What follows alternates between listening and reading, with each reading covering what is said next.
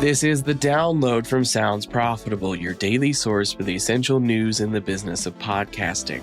I'm Gavin Gaddis.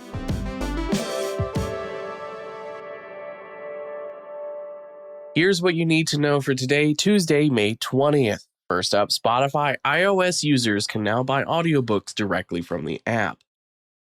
Apple has approved a new app update for Spotify, allowing users in the United States to see the cash price of individual audiobooks and buy top-up hours for audiobook listening if they want more than the 15 listen hours that are included with Spotify Premium by default.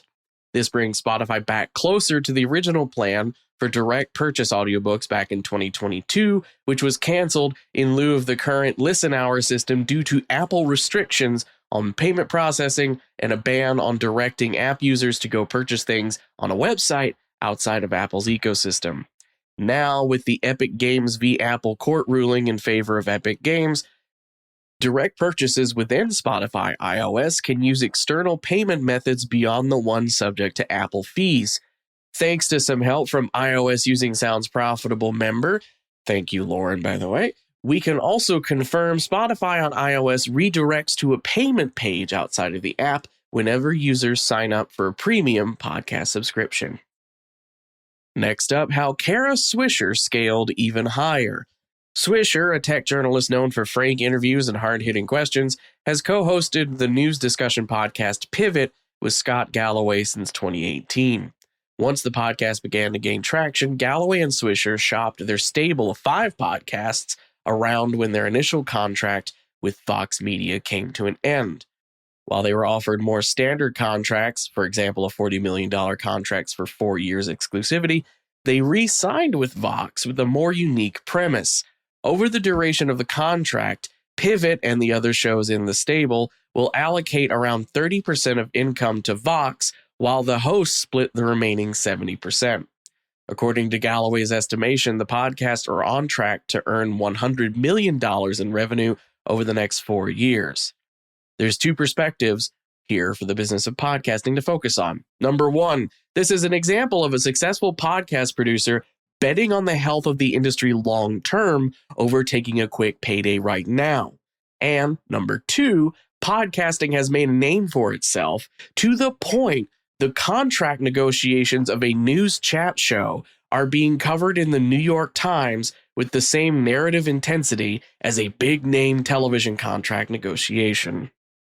And for the final top story today, design from Apple Podcasts. Apple Podcast Manager for Middle East, Turkey, India, and Africa, Rami Boré, announced on LinkedIn this morning that Apple Podcasts for Creators now has a new section of their website dedicated to templates, guides, and marketing materials designed to help podcasters present their shows as well as possible on Apple Podcasts. This also debuts a partnership with Canva to allow podcasters to create, quote, everything from your full-page show arts to social media posts, end quote. Now it's time for co-working. This is a recurring feature in the download where we highlight some of the folks working in the business of podcasting. If you would like to toss your hat into the ring for a feature in a future edition of Co-working, I have the link to submit in the newsletter version of this episode. Today, I'd like to spotlight Cassandra Falding, marketing director and producer at Wellness Loud. A career-defining moment for Cassandra that shifted how she approaches podcasting was her experience building out a set for My Favorite Murder when they played the Microsoft Theater, where Falding got to see the connection My Favorite Murder had with its audience firsthand. She says one of the biggest pieces of advice she can give to someone breaking into the business side of podcasting is its own beast. While some frameworks and standards operating procedures can be brought over from other industries, podcasting is still a somewhat unexplored landscape where one can still make their own way. If you want to read all of Cassandra's interview, you can go to soundsprofitable.com and find it in the Insights section where all the co-working articles live, or with the link in the show notes today. As for the rest of the news, podcast tech startup Listener.com has officially launched following their acquisition of Podkit. The tech startup consolidates performance metrics against major podcast platforms such as Spotify, YouTube, Apple, as well as social media platforms to give podcasters a view of their reach in a unified dashboard.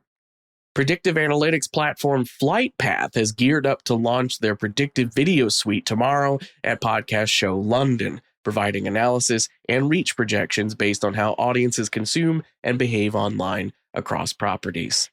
Sunday's PR has appointed former Acast marketing and PR director Molly DeMiller as Chief Operating Officer, along with company founder Sarah Jackson now serving as CEO. SoundStack has announced the expansion of its global content delivery network using edge computing to deliver, process, and measure audio.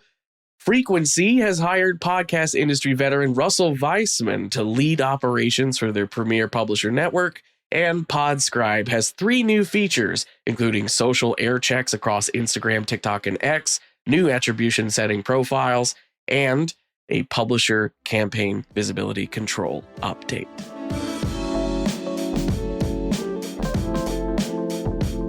Be sure to check out the links to every article mentioned right in your podcast listening app or at soundsprofitable.com, where you can also subscribe to the newsletter version. The download is written and produced by Brian Barletta, myself, and Tom Webster. For Sounds Profitable, I'm Gavin Gaddis, still getting over a cold, but I sound better, I hope. I'll see you again tomorrow.